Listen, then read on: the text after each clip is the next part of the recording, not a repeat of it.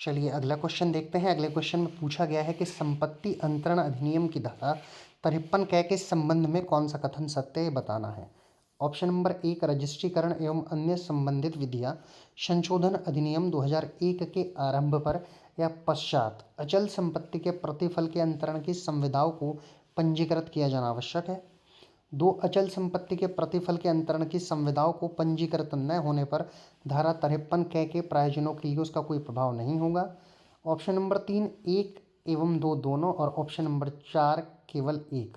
तो ये दोनों कथन सही हैं, तीसरा ऑप्शन सही है जो कहता है कि पहला कथन भी सही है और दूसरा कथन भी सही है, यानी रजिस्ट्रीकरण एवं अन्य संबंधित विधियां संशोधन अधिनियम 2001 के आरंभ पर या पश्चात अचल संपत्ति के प्रतिफल के अंतरण की संविदाओं को पंजीकृत किया जाना आवश्यक है, ये कथन भी सही है।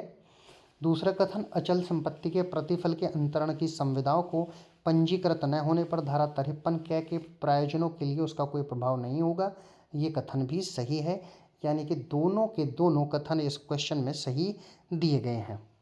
अगले क्वेश्चन पर चलते हैं। पूछा गया है कि असत्य कथन कौन है, कौन गलत है। ऑप्शन नंबर 1, स्थावर संपत्ति के अंतरण के संबंध में ऐसे लिखत जिसमें संपत्ति का मूल्य 100 रुपये से कम है रजिस्ट्रेशन आवश्यक नहीं है, यानी उसका रजिस्ट्रेशन करना जरूरी नहीं है। 1 वर्ष तक के रक्षित रखने वाले स्थावर संपत्ति के पट्टे का रजिस्ट्रेशन आवश्यक नहीं है। स्थावर संपत्ति के 5 वर्ष से अधिक अवधि के लिए पट्टा किया गया हो और रक्षित रखा गया भाटक 50 रुपये से अनधिक है, ऐसे दस्तावेज के रजिस्ट्रेशन से छूट राज्य सरकार दे सकती है। चौथा ऑप्शन, प्रशमन विलेख की रजिस्ट्री अनिवार्य है, यही गलत ऑप्शन है और यही इसका राइट आंसर है। ये असत्य कथन है, प्रशमन विलेख की रजिस्ट्री अनिवार्य नहीं होती है। ऑप्शन नंबर 4 इस क्वेश्चन का राइट आंसर आपका हो जाएगा। अगले सवाल पर चलते हैं। निम्न में असत्य कथन है, कौन सा, ये बताना है।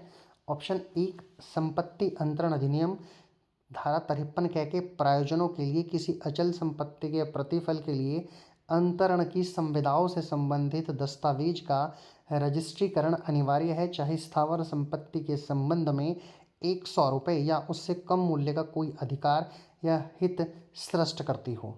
2, संपत्ति अंतरण अधिनियम की धारा 53 कै के अंतर्गत विनिर्दिष्ट दस्तावेजों के अलावा किसी अन्य दस्तावेज की जो 100 रुपये से कम मूल्य का अधिकार या हित घोषित करती हो रजिस्ट्री आवश्यक नहीं है। ऑप्शन नंबर 3, 1 एवं 2 दोनों, और ऑप्शन नंबर 4 केवल 2। तो इसका राइट आंसर ऑप्शन नंबर 3 है, दोनों ही असत्य कथन है, यानी कि ये भी असत्य है और ये भी असत्य है। और जब दोनों असत्य है तो तीसरे ऑप्शन में दिया गया है दोनों को संयुक्त रूप से, तो इस क्वेश्चन का राइट आंसर ऑप्शन नंबर 3 हो जाएगा। आगे चलते हैं। अगला सवाल, अगले सवाल में पूछा गया है कि रजिस्ट्रेशन अधिनियम की किस धारा के अंतर्गत दस्तावेजों का रजिस्ट्रीकरण अनिवार्य बनाया गया है। 1 धारा 16, 2 धारा 17, 3 धारा 18 और 4 धारा 19। तो इस क्वेश्चन का राइट आंसर ऑप्शन नंबर 2 है। धारा 17 में रजिस्ट्रेशन अधिनियम के अंतर्गत दस्तावेजों का रजिस्ट्रीकरण अनिवार्य बनाया गया है, रजिस्ट्रीकरण कराना ही कराना होगा। आगे चलते हैं।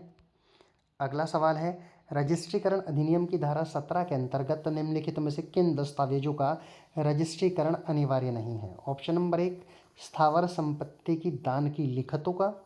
2, वार्षिक भाटक को रक्षित करने वाला स्थावर संपत्ति का पट्टा।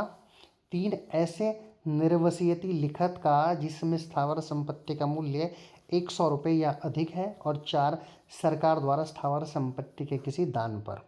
तो राइट आंसर ऑप्शन नंबर 4 ही है, सरकार द्वारा स्थावर संपत्ति के किसी दान पर रजिस्ट्रीकरण अधिनियम की धारा 17 के अंतर्गत इन दस्तावेजों का रजिस्ट्रीकरण यानी रजिस्ट्रेशन अनिवार्य नहीं है, ये आप याद रखेंगे। चलिए आगे चलते हैं। निम्नलिखित दस्तावेजों का रजिस्ट्रेशन अनिवार्य है, किसका, ये बताना है। 1, स्थावर संपत्ति के दान की लिखतों का। 2, निर्वसीयती लिखतों का जो स्थावर संपत्ति से संबंध या में से 100 रुपये या उससे अधिक के मूल्य कोई अधिकार या हित स्पष्ट या घोषित करती हो। ऐसे निर्वसीयती लिखतों का जो किसी अधिकार या हित या देनगी को अस्वीकार करती हो। वर्ष प्रतिवर्ष या 1 वर्ष से अधिक किसी अवधि के लिए या वार्षिक भाटक को रक्षित रखने वाला स्थावर संपत्ति के पट्टों का आदेश या किसी पंचांट का हस्तांतरण करने वाली लिखतों को उस सूरत में जिसमें ऐसी आज्ञप्ति पर आदेश या पंचांट का प्रवर्तन ऐसा ही कि वह स्थावर संपत्ति से संबंध में 100 रुपये मूल्य या अधिक का कोई अधिकार सृष्ट या निर्वासित करती हो। ऑप्शन नंबर 6 उपर्युक्त सभी। तो राइट आंसर ऑप्शन नंबर 6 ही हो जाएगा। उपर्युक्त सभी दस्तावेजों का रजिस्ट्रेशन जो है वो बहुत अनिवार्य है, ये आप याद रखेंगे।